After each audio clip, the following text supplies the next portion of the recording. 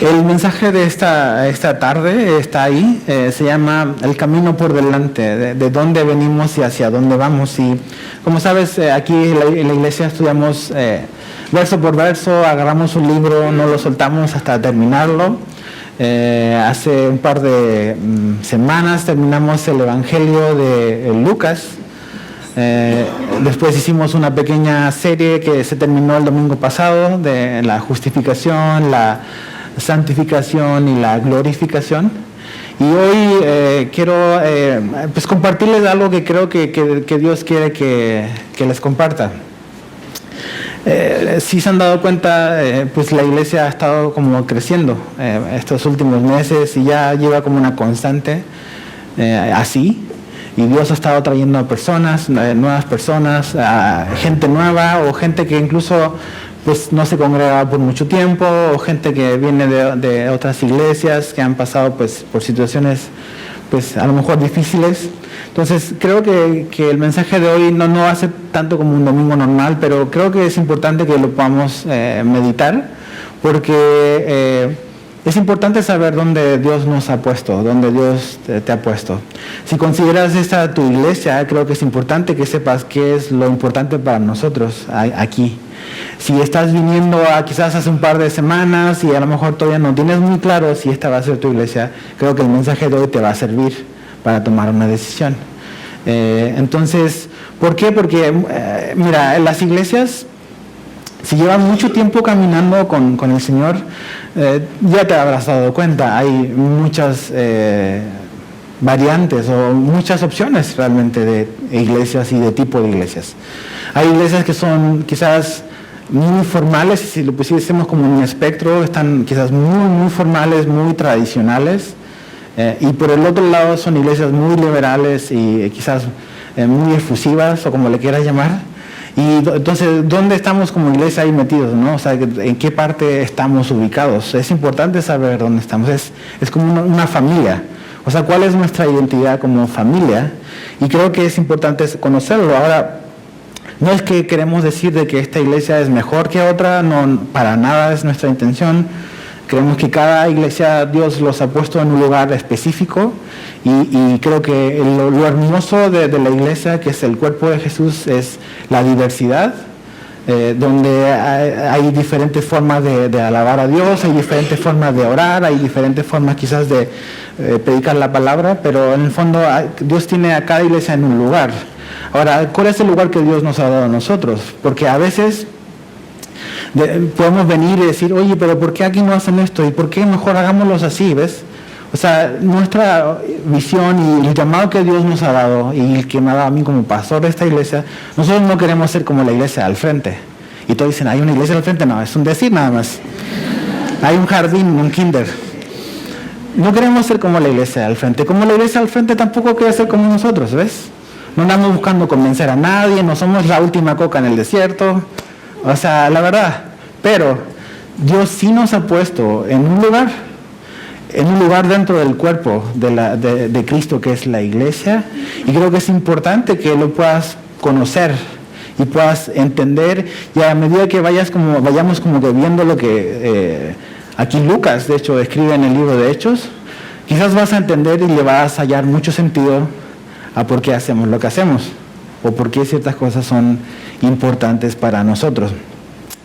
Les decía al grupo de la mañana, al grupo de las 10, que pues yo estudié diseño, a mí me encanta el diseño y siempre me ando fijando en esas cosas.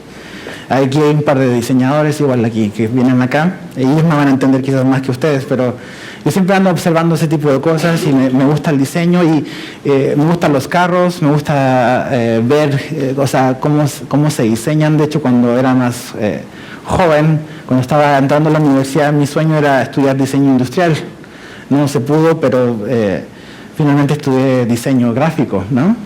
Entonces, cuando tú ves un carro, por ejemplo, y es para entender la idea, cuando ves una marca, hay una cosa que los expertos llaman como el ADN de la marca. Y o sea, tú ves una marca en particular y ves que cada carro de esa marca tiene algo en común. Aunque hay modelos diferentes, si son carritos compactos, sedán o, no sé, suburban, cosas así, tienen una línea de diseño, te ves un común denominador en cada marca. O sea, dices, los Nissan son así, los Honda son así, los Toyotas tienen esta línea. Y ves como que ciertas cosas en común que hacen que sean parte de una familia. Nosotros como iglesia, como familia de Calvary Chapel, hay ciertas cosas que nos distinguen. Y hay ciertas cosas que quizás vas a ir a otra Calvary, a lo mejor en otra parte, o a otra iglesia parte de nuestro movimiento, y vas a encontrar cosas similares. Quizás no igual al pie de la letra, pero sí cosas que son como comunes para todos nosotros. A mí me gusta el café, y me gusta pues mucho el café. Y me gusta a veces ir a esta tienda del Circulito Verde, no voy a hacerle publicidad.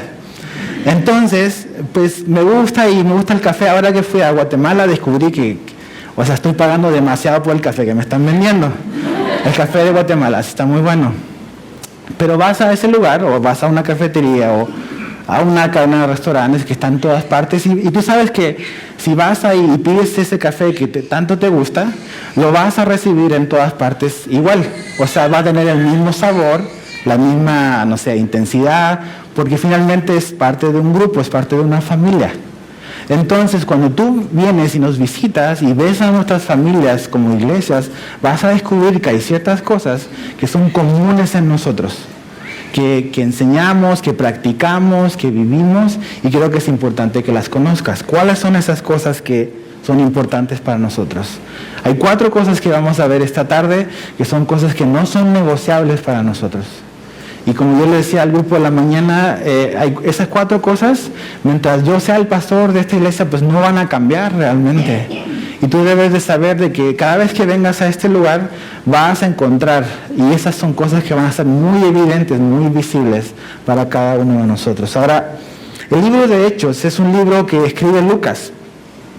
Y es la continuación, es como el tomo número 2 del Evangelio, ¿no? Escribió el Evangelio, ahora viene el libro de Hechos, el tomo o volumen número 2, la continuación de la película. Y ves cómo Jesús establece un propósito para los cristianos. ¿Y cuál es el propósito de los cristianos? Cuando decimos, ¿cuál es nuestra visión? ¿Hacia dónde estamos mirando? ¿Hacia dónde queremos caminar? ¿Ves? La iglesia ha estado creciendo. En un par de semanas ya nos vamos a mover al nuevo lugar. Probablemente va a llegar más gente y queremos mantener nuestra identidad como familia, como iglesia, que la gente pueda saber qué esperar cuando viene a un lugar como este. Pero ¿quién define cuál es la visión de una iglesia? ¿Podemos nosotros o puede un pastor decir, la iglesia debe de ser esto, o la iglesia debiese de verse así? Yo creo que si nos preguntamos entre nosotros, y si yo les dijera, escriban en un papel, ¿qué debiese de hacer la iglesia? Habrían como 90 respuestas diferentes. Porque todos pensamos que la iglesia debiese de verse de tal forma. Pero ¿quiénes somos nosotros como para decir qué debe de hacer la iglesia? ¿Quién es el único realmente avalado para decir la iglesia debe de verse así y la iglesia debe de hacer esto? Es Jesús, ¿ves? Hasta lo que recuerdo fue Él el que murió en la cruz por nosotros, ¿verdad? Entonces, Cristo es el que establece cuál es la visión, cuál debe ser el propósito de la iglesia. ¿Y dónde lo encontramos eso? Mira, vamos a Mateo, el Evangelio de Mateo, así rápido. Mantén ahí marcado Hechos. Pero vamos a Mateo 28. Mateo 28, verso 19. Mateo 28, verso 19 al 20.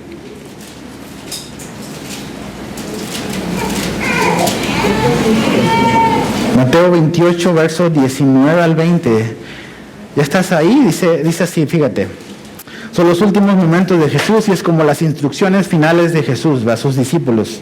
Dice, por tanto, id y haced discípulos a todas las naciones, bautizándolos en el nombre del Padre y del Hijo y del Espíritu Santo, enseñándoles que guarden todas las cosas que os he mandado, y aquí yo estoy con vosotros todos los días hasta el fin del mundo. Amén. Y ahí Jesús dice, ok muchachos, me voy a ir, va a venir el Espíritu Santo, pero eso es lo que ustedes deben de hacer. Van a ir, van a predicar el Evangelio en todo el mundo y les van a enseñar, como dice ahí el verso 20, a que guarden todas las cosas que yo os he mandado. Y ahí ves el propósito, o lo que conocemos como la gran comisión, que tristemente para los cristianos la hemos hecho nosotros la gran omisión. No, realmente no hemos tomado en serio lo que Jesús le dijo a ellos que ellos tenían que hacer. Ahora, ellos hicieron su chamba, ¿ves? Porque tú y yo hoy estamos aquí. Y para que tú y yo hoy estemos aquí o algún día hayamos escuchado el Evangelio, significa que hubo gente que realmente tomó esta gran comisión en serio. Y que tú creíste porque alguien te habló de Jesús y alguien pagó un precio para que tú y yo podamos creer y podamos responder al Evangelio de Jesús. Y esa es la visión, ese es el llamado de Jesús, así como general para sus discípulos. Vayan, prediquen, bauticen, enseñen, y va a venir el Espíritu Santo y los va a ayudar en esa obra de llevar el Evangelio.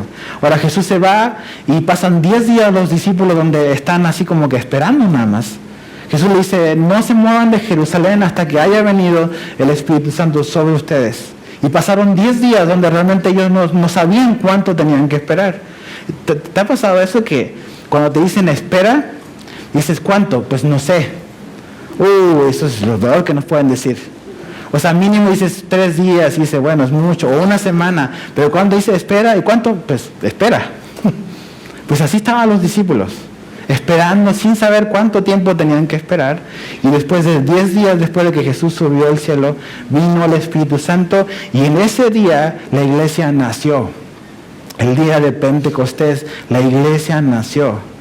Es como, yo ahora que me encanta subirme a los aviones y dices, ¿cómo se hace para que esta cosa tan pesada se levante?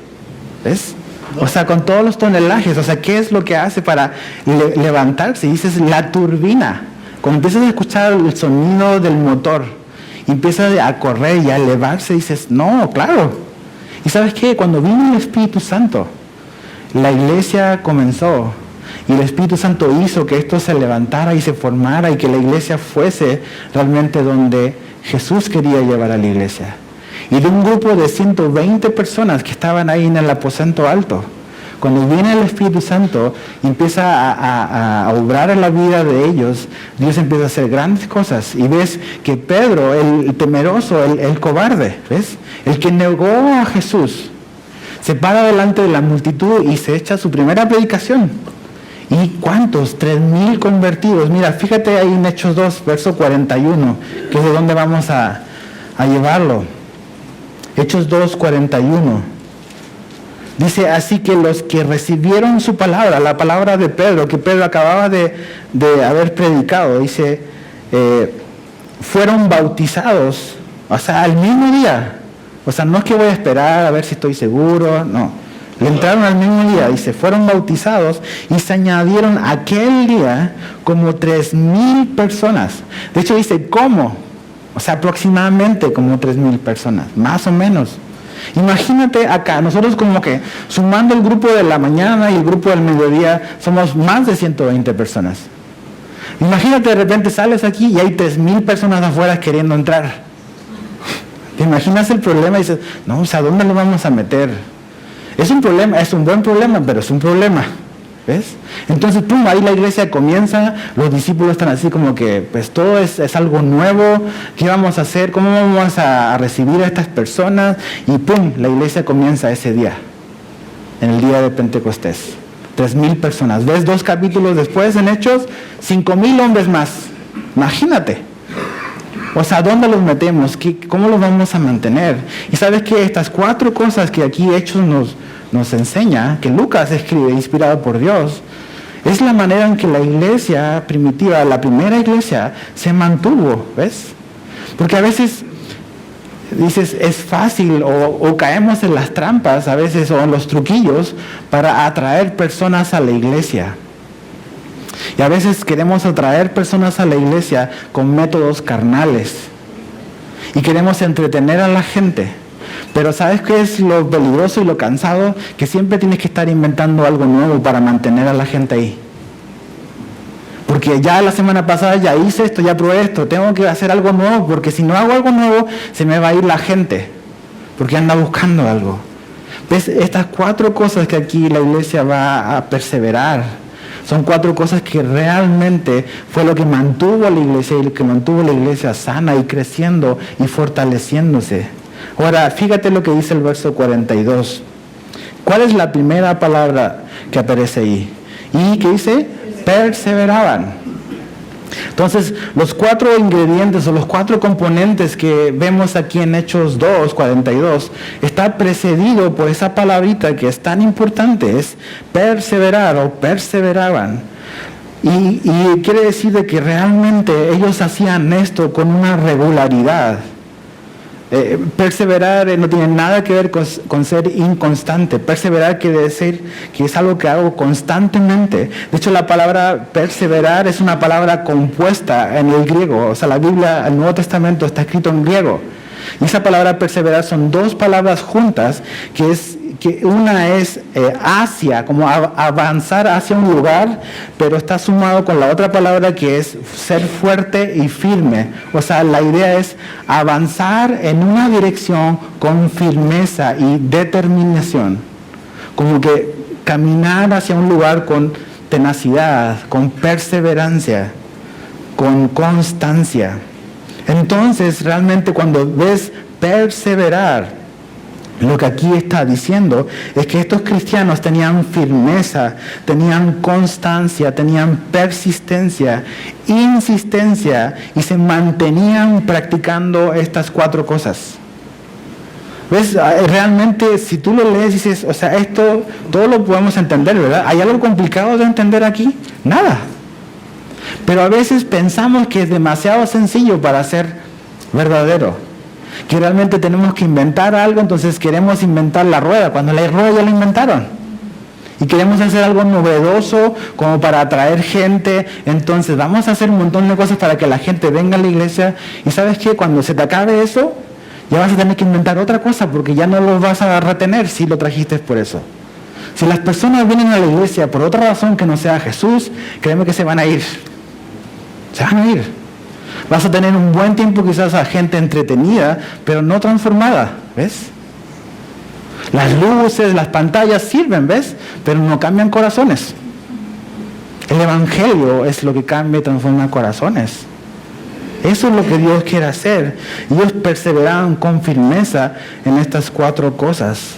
Quiere decir que perseverar es una acción continua, es hacer algo todos los días, constantemente algo. Es importante eso. Estas 4 cosas eran no negociables en esta iglesia. O sea, esto no lo vamos a transar. Y ¿sabes qué?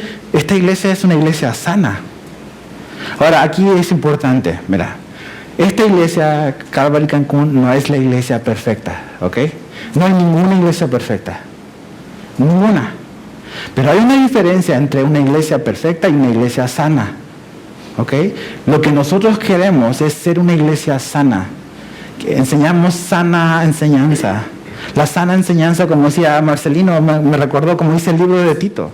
La sana enseñanza produce sana fe, y una sana fe produce sanas obras. Esa es la cadenita. Si tú tienes una mala enseñanza, tu fe va a ser enfermiza. Y si estás enfermizo, tus obras van a ser una consecuencia de tu fe. Pero ¿cuál es el origen o el punto de comienzo? Si es sana o no sana enseñanza. Es una cosa tras otra. Entonces, esta iglesia era una iglesia sana, una iglesia que está comenzando con todo lo que el Espíritu Santo está haciendo, pero es una iglesia que está sana, y esa es la razón por la que permaneció así mucho tiempo. Pero ves que pasan los años, pasan las décadas, y ves ya en las iglesias de Apocalipsis que Jesús tiene que escribir. Y ¿sabes qué? Tengo estas cosas en contra de ti. Han pasado 40, 50, 60 años quizás. ¿Te imaginas no llegase una carta, Calvary Chapel Cancún, de parte de quién? De Jesús? Ay, me daría miedo abrirla. A lo mejor así pensamos, ¿ves? Diría, ay, sí quiero escuchar o no.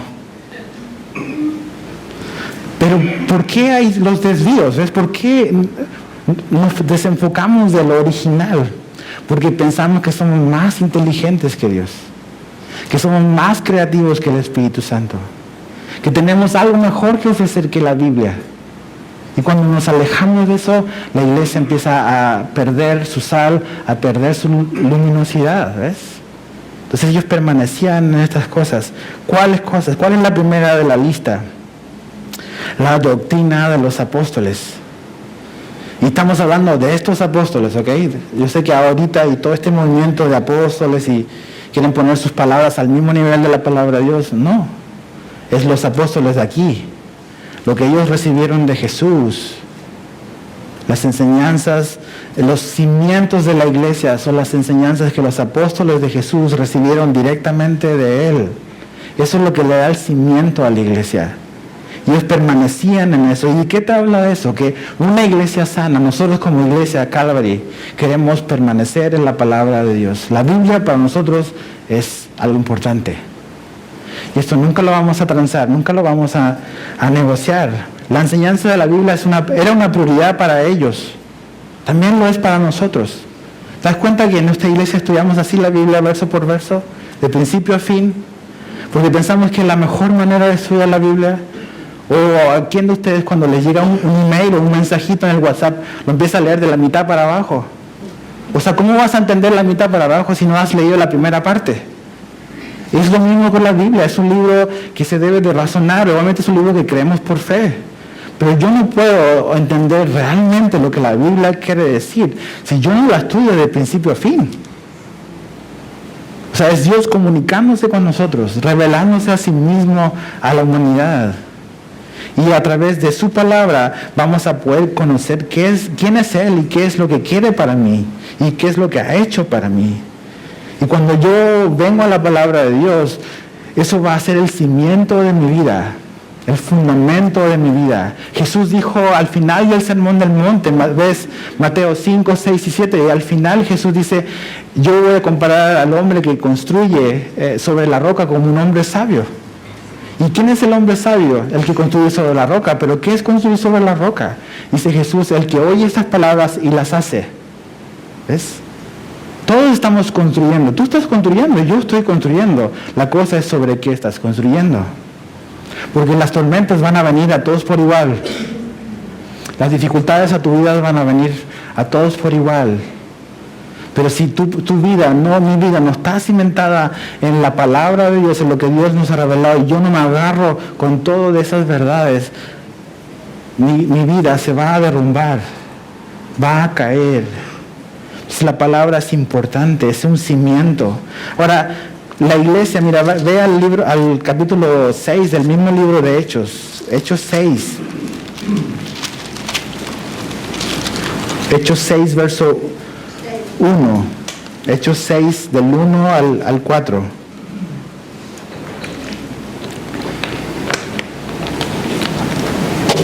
Fíjate lo que dice ahí.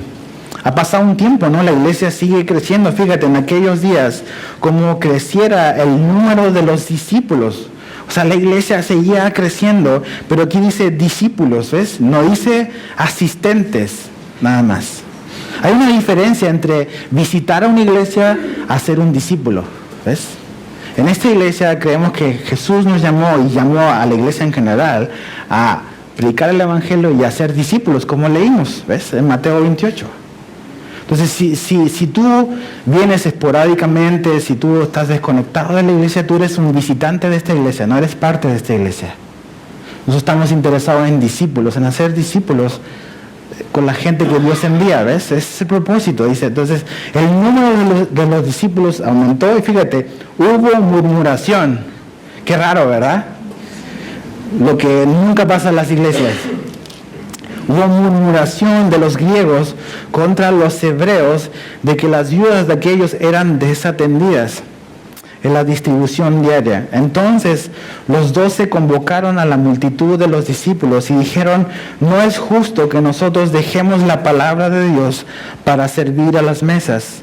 Buscad pues, hermanos, de entre vosotros a 7 varones de buen testimonio y llenos del Espíritu Santo y de sabiduría, a quienes encarguemos este trabajo. Y nosotros, o sea, los apóstoles, dice, persistiremos en la oración y en el ministerio de, ¿qué dice ahí? De la palabra. La iglesia estaba creciendo tanto que realmente, o sea, ya eran miles de personas las que estaban viniendo. Y con miles de personas hay miles de realidades y miles de problemas. ¿Ves? Y créeme que cuando crece una iglesia van a haber más situaciones. Es parte del crecer. A veces es doloroso, pero es lo que ocurre. Entonces, había una posibilidad y había una situación que podía como que desviar a la iglesia de su llamado principal. Y eran estas urgencias que habían de las viudas que se estaban quejando, porque habían necesidades reales, ¿ves? Y no es que Dios está diciendo, esas situaciones no me interesan. Los apóstoles dicen, ok, vamos a poner atención a esto, vamos a elegir a personas que se dediquen a atender las realidades de cada persona, pero dice, nosotros vamos a persistir en esto otro. ¿En cuál? En la vida en oración y la vida en la palabra. Entonces te das cuenta que ellos persistieron en este primer ingrediente que es la palabra de Dios. Y nosotros queremos ser una iglesia que perseveremos en la palabra de Dios.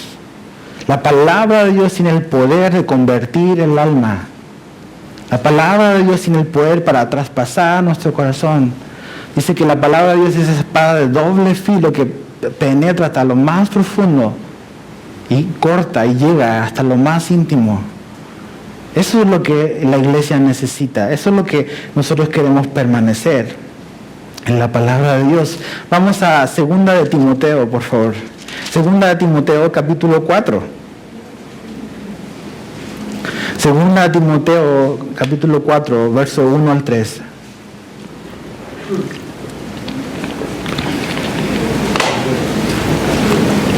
Segunda Timoteo 4, 1 al 3.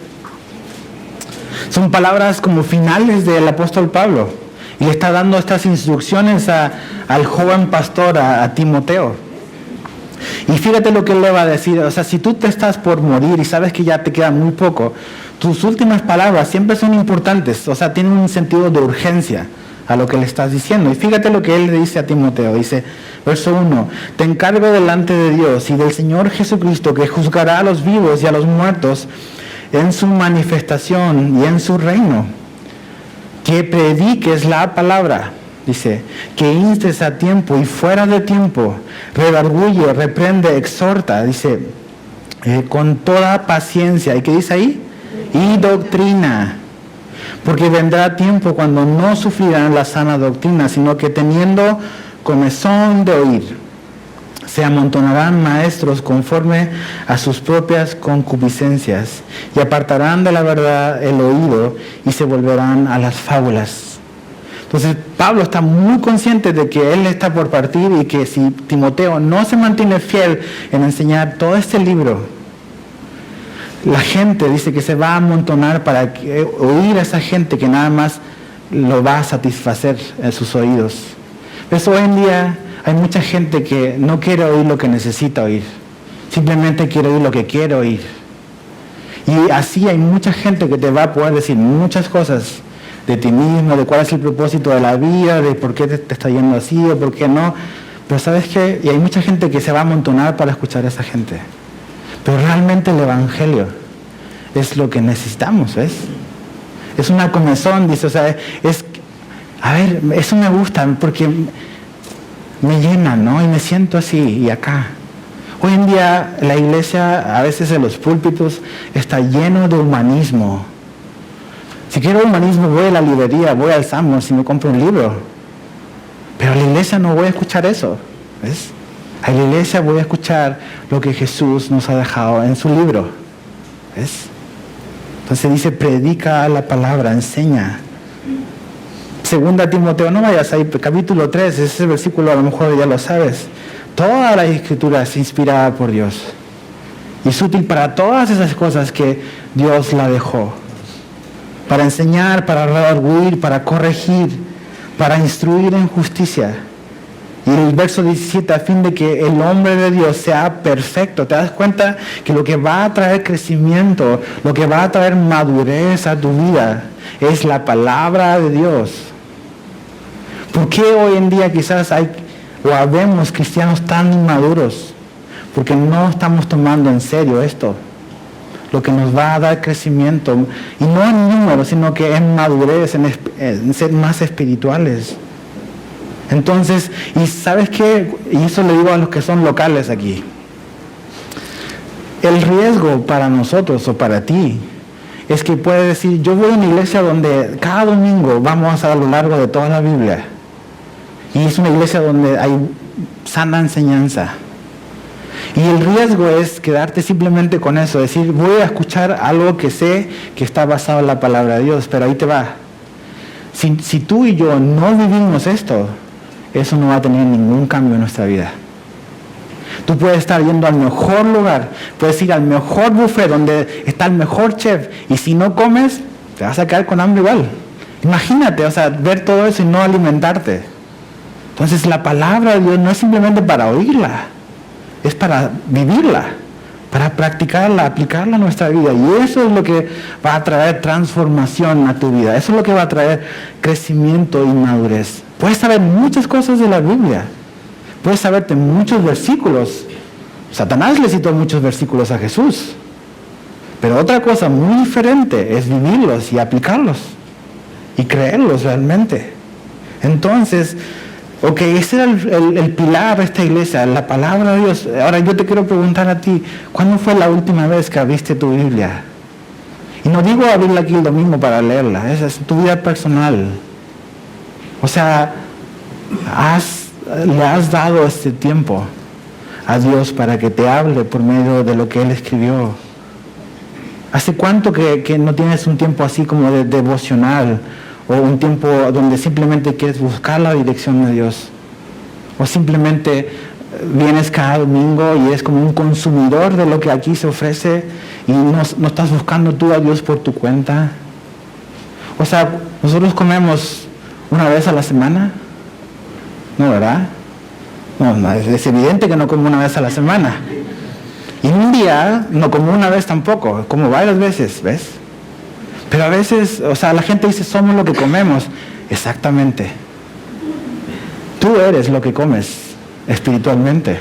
No le puedes echar la culpa a nadie más. Nuestro nivel de madurez no es por la infidelidad de Dios. ¿Ves? Es porque qué tanto hambre y sed de justicia tenemos nosotros. Jesús dijo, los que tienen hambre y sed de justicia van a ser ¿qué? Saciados, ¿ves? Los recursos de Dios están abiertos.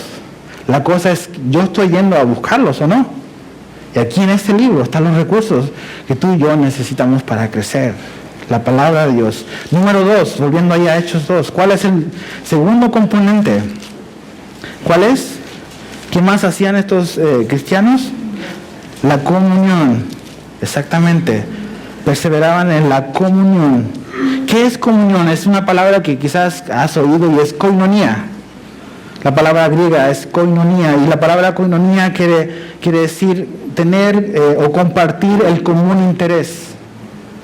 Compartir el común interés. Es una palabra que los griegos también usaban para referirse a sus socios, a un socio comercial. Tenemos un común interés, tenemos algo que nos une. Los cristianos tenían algo que los unía. ¿Y qué era lo que los unía a ellos? Jesús. La vida cristiana, las verdades de Jesús. Si te das cuenta, aquí somos todos bien diferentes. Y podemos tener un trasfondo cultural, educacional, diferente. No estamos aquí porque todos le vamos a la América o porque le vamos a las Chivas. ¿Te imaginas? Terminaríamos peleándonos. O no estamos aquí porque le vamos a X partido político. Eso causa división. Y eso no es lo que nos va a mantener unidos. Estamos acá porque el común denominador de nosotros debe y es Jesús. ¿Ves? A los pies de la cruz estamos todos iguales. Todos necesitamos a Jesús. Todos somos pecadores que necesitamos de su gracia. Todos necesitamos del perdón que Él nos da.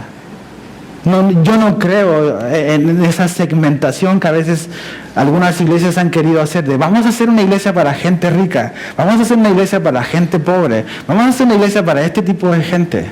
No ves eso en la Biblia. Ves en la Biblia que el cuerpo de Cristo es así, hay matices, hay diversidad. Hay gente que puede estar sentada, que tiene mucho dinero, hay gente que le cuesta mucho obtener algo, ¿ves? Hay gente que a lo mejor tiene maestrías y doctorados y hay gente que ni siquiera ha terminado la primaria. ¿Pero eso nos hace mejores unos que otros? No. El común denominador donde nos juntamos no son nuestras capacidades intelectuales, educacionales, económicas, es Jesús. Es Jesús. Cuando vemos a Jesús nos damos cuenta de que todos le necesitamos. Entonces, comunión. Dios te puso a ti Me puso a mí dentro de una familia que se llama la iglesia. Cuando Jesús te salvó y si tú has nacido de nuevo, Él no te dejó solo. Él te puso dentro de una familia que se llama la iglesia. Y es su familia. Y como siempre lo digo, disfuncional. Pero es su familia. Y somos muy diferentes. Y dices, o sea, ¿cómo me voy a llevar con esa persona? Pues tu hermano, mi amigo. ¿Qué le vas a hacer? O sea, no elegiste a tus hermanos cuando nacieron, te tocaron. Y es así también en la iglesia. Nos podemos ser selectivos, sí, con ese sí. O sea, Cristo los compró, ¿ves? Nos compró a todos por igual. Pero Dios te puso en un lugar y te salvó, no para vivir aislado espiritualmente. Debes de estar conectado con una iglesia. Debes de regularmente estar asistiendo a una iglesia. Si consideras que esta es tu iglesia, debes de estar conectado con tus hermanos aquí. Si tienes otra iglesia y estás de visita, debes de estar conectado con tus hermanos ahí. No puedes vivir desconectado. Ese no es el plan de Dios para tu vida. Mira, vamos a Hebreos 10. Hebreos capítulo 10.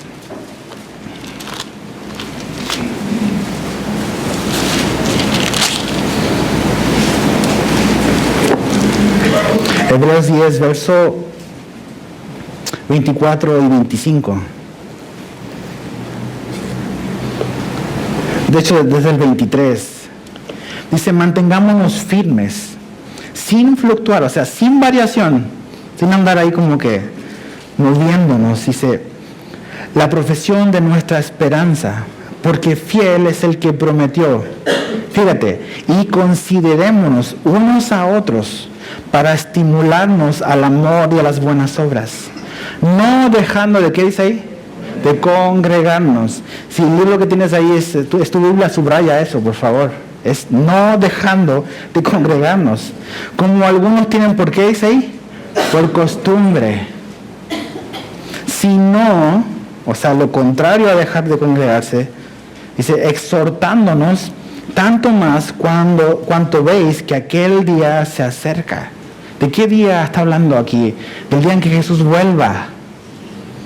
Dice, viendo que ese día que Jesús ya viene pronto, eso debiese de motivarnos, de impulsarnos a nosotros a no desconectarnos de nuestra iglesia local, de nuestra familia espiritual. ¿Y qué hacemos cuando estamos juntos? Aquí dice lo que hacemos. Dice que nos consideramos, nos vemos unos a otros, ¿para qué? Para estimularnos al amor y a las buenas obras. Dios te puso en una iglesia o Dios te puso en esta iglesia para que tú seas un estímulo, un ejemplo a tu hermano para que crezca en la fe.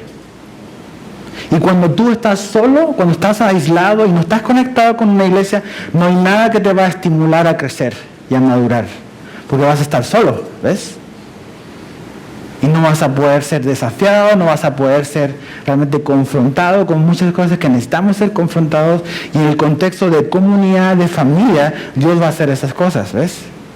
Hace poco hablábamos de la santificación, ¿se acuerdan? Decía que, o sea, Dios nos puso aparte y nos santificó y delante de Él ya Él nos ve de una manera. Pero ese día, pues Jesús comenzó un trabajo en nuestra vida, que es transformarnos. ¿Y cómo Dios nos va a transformar? Poniéndonos en un lugar donde vamos a ser confrontados. ¿Se acuerdan lo que dice el proverbio? Hierro con hierro se aguza. O sea, entre hierro y hierro nos sacamos filo. Está hablando de una relación entre dos personas. Si estás aislado, jamás vas a madurar. Nunca. Realmente el ir a un lugar como una iglesia y toparte con gente incómoda, diferente a ti, con otras cosas, con otras prioridades, tú dices, ¡ay, no me cae gordo ese hermano! Dices, ese hermano que te cae gordo es el hermano que Dios está usando para mochar ahí y cortar en tu vida. Lo está usando para transformarte. Es un instrumento donde Jesús está trabajando en ti. Pero si tú dices, yo no voy más a la iglesia porque son aquí, son así, ¿sabes qué va a pasar? Te vas a quedar tal cual estás. Y nunca vas a crecer, nunca vas a madurar. Porque vas a ver un montón de defectos en toda esa comunidad. Pero toda esa gente que los ves como enemigos, a lo mejor, es la gente que Dios está usando para transformarte. y hacerte más como Jesús. Entonces necesitas vivir en familia. O sea, tú no puedes decir, yo amo a Jesús y no amo a su iglesia. O sea, eso es imposible, es una incoherencia. Por ejemplo, yo estoy casado con Lili. Tú no puedes decir, me cae re bien, pero Lili me cae re mal. O sea, tienes un problema conmigo, realmente. Porque Lili y yo somos uno. Y eso es lo que muchos cristianos dicen. No, yo sí creo en Jesús, pero no me gusta su iglesia. ¿Cómo? Pues hay una incoherencia ahí. No puedes decir eso. Si realmente amas a Jesús, vas a amar a su iglesia. Pues Jesús no tiene relaciones extramaritales, solo las tiene con su iglesia. Él no va a tener una relación con la iglesia y contigo por fuera. Él es fiel a su novia. ¿Ves? Entonces necesitamos a la iglesia, necesitas vivir en comunidad, necesitas congregarte, necesitas participar, conectarte con una iglesia y perseverar en eso. ¿Qué es lo que hacían estos cristianos? Mira, volvamos ahí a Hechos 2. ¿Cómo era ese compañerismo, esa comunión? Verso 44, fíjate lo que hacían. Todos los que habían creído estaban juntos. Dice todos, no algunos, todos. Y tenían, dice, en común todas las cosas, y vendían sus propiedades y sus bienes, y los repartían a todos según la necesidad de cada uno. Eso es lo que hacían, realmente velaban por las necesidades de los demás. Entonces tú dices, oye, eso parece como que socialismo o comunismo, eso de vender las cosas y no, porque lo han usado, ¿ves? Para eso, pero ¿sabes qué? No tiene nada que ver con eso. Eso de tener todas las cosas en común suena parecido a eso, al comunismo, pero no lo es. El comunismo dice, lo tuyo es mío. Eso es el comunismo, lo tuyo es mío, me pertenece a mí. El capitalismo dice, lo mío es mío. Pero el cristianismo dice, lo mío es tuyo. Es al revés.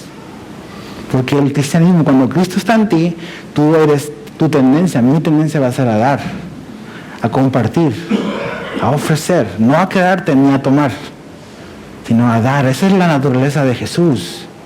Entonces ellos compartían esas cosas y vivían en comunidad.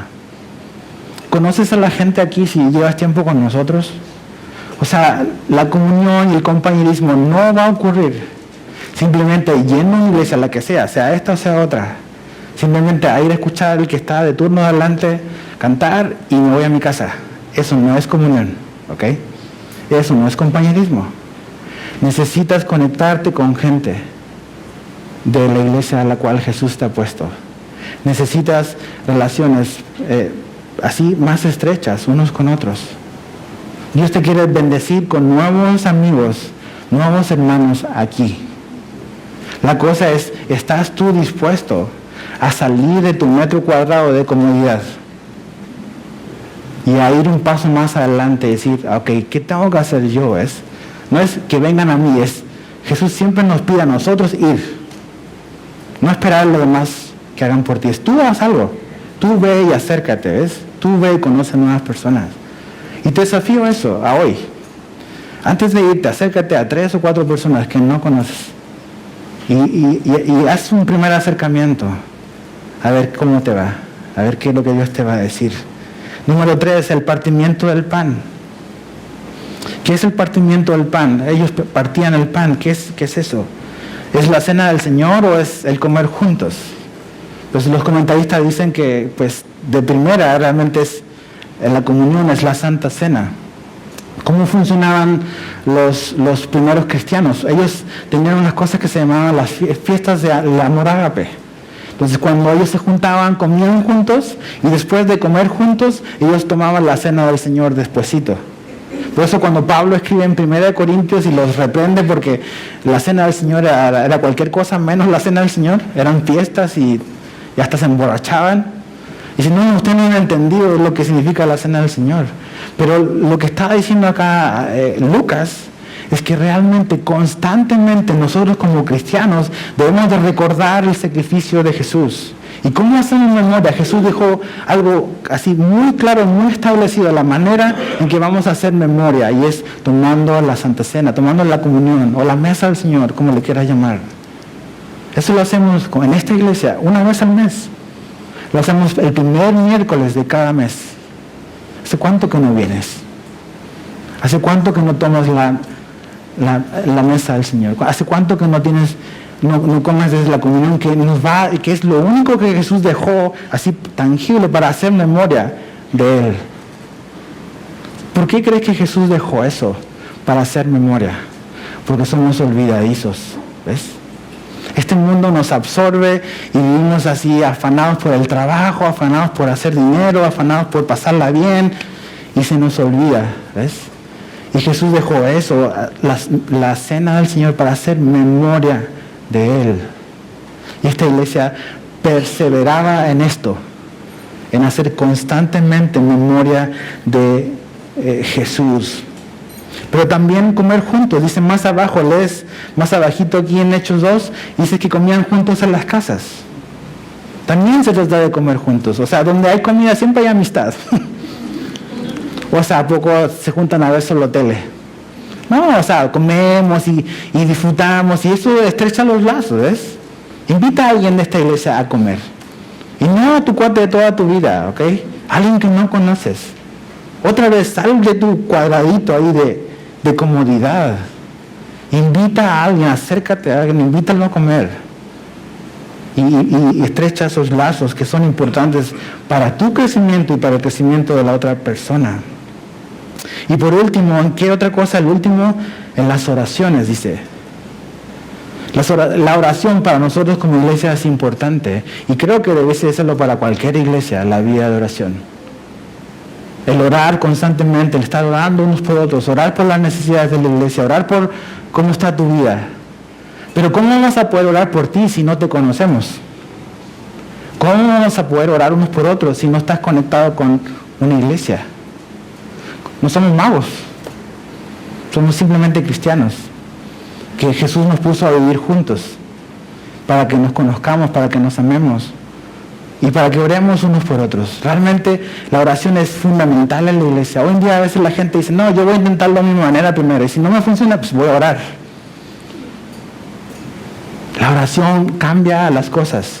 Primero cambia tu corazón, cambia mi corazón. Pero la oración tiene el poder de Dios para cambiar las cosas, para alinearnos con Él, para buscar su voluntad.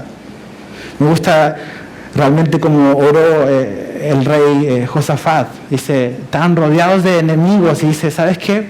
No tenemos ni la menor idea qué hacer, dice. Pero volteamos nuestros rostros a buscarte a ti. Esa es la oración más sensata que puedes hacer. No tengo la menor idea qué voy a hacer, pero voy a voltear mis ojos a ti, Dios, y voy a buscarte a ti para buscar la respuesta. Oración. Cuando tú no estás orando, cuando yo no estoy orando, ¿sabes lo que estoy diciendo? Yo soy autosuficiente. Yo puedo con esto solo. Yo no necesito la ayuda de Dios.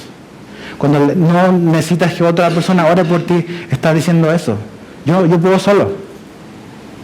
Tú y yo, todos nosotros necesitamos a gente que esté orando. Todos tenemos cosas en nuestro corazón, en nuestra vida, con las cuales estamos luchando. Dificultades, desilusión, desánimo, pruebas. Y Dios te ha regalado un montón de gente aquí, que si tú fueses un poco más abierto y sabio con quién vas, obviamente, y le contaras tus cosas, había gente, mínimo una persona que estuviese orando por ti. Necesitamos hacer eso, necesitamos no dejar de orar. Como esta imagen que está en las redes sociales, dice una convocatoria a un concierto, no, pues el estadio lleno de gente. Una convocatoria a la reunión de oración, 2 o 3 personas. Eso es chistoso, pero esa es la radiografía de las iglesias hoy en día. Como una persona decía, la popularidad de una iglesia se refleja en la asistencia el día domingo. La popularidad de un pastor se refleja en la asistencia del día miércoles. La popularidad de Jesús se refleja en la reunión de oración. ¿Qué tan popular es Jesús? No estamos orando y dices, ¿por qué no hay poder en mi vida? O sea, no poder para hacer milagros, o sea, poder para vivir la vida cristiana. es porque no estamos orando. No estamos viniendo a Dios para que Él nos dé sus recursos y su capacidad para vivir una vida cristiana que le glorifique a Él. Oración. Voy a terminar así rápido. Dice,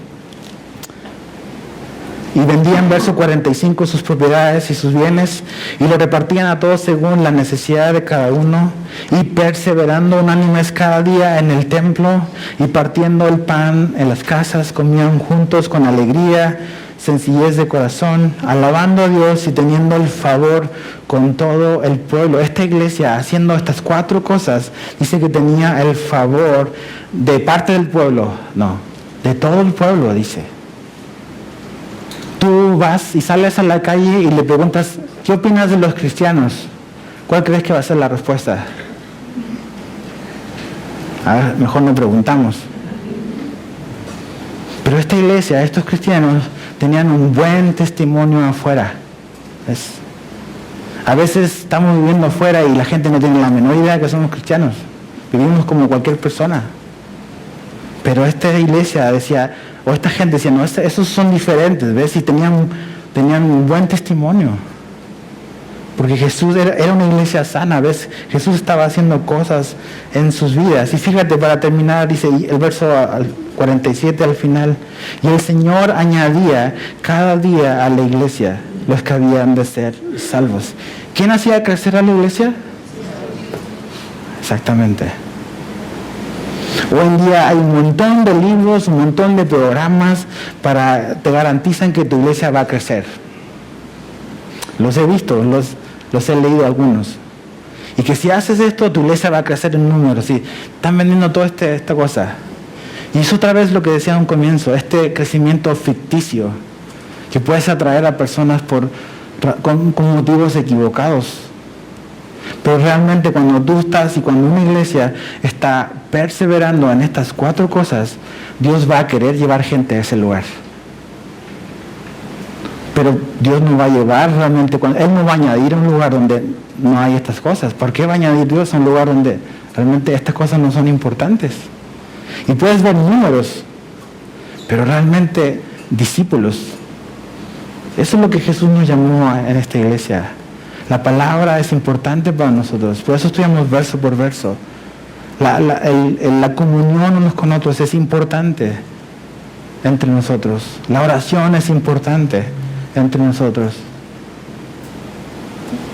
¿Qué vamos a hacer? ¿Ves? Quería compartir eso, porque nos vamos a cambiar de lugar. ¿Ves? Y a lo mejor más gente, quizás Dios va a mandar. ¿Ves?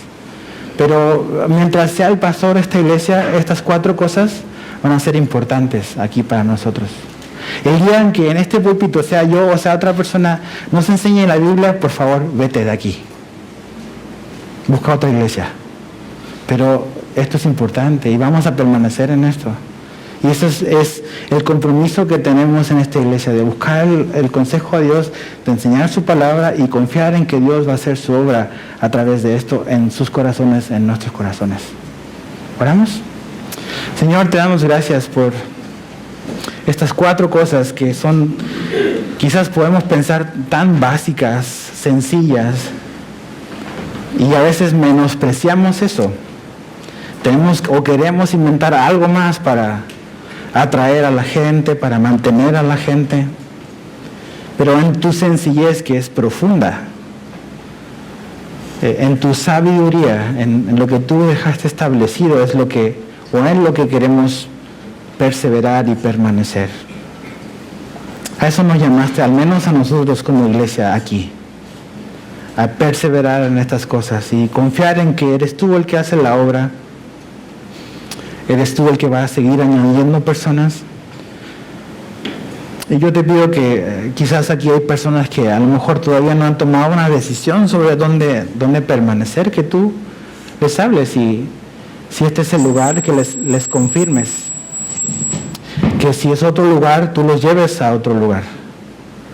Pero Señor, que podamos tener claro cuál es nuestra identidad, qué es importante para nosotros. Porque no es algo que hemos inventado nosotros, es algo que está ahí en la Biblia. Entonces, Señor, Guárdanos de desviarnos en el camino, guárdanos de hacer otras cosas que no te glorifiquen a ti. Y gracias, Señor, te damos. En el nombre de Jesús, amén.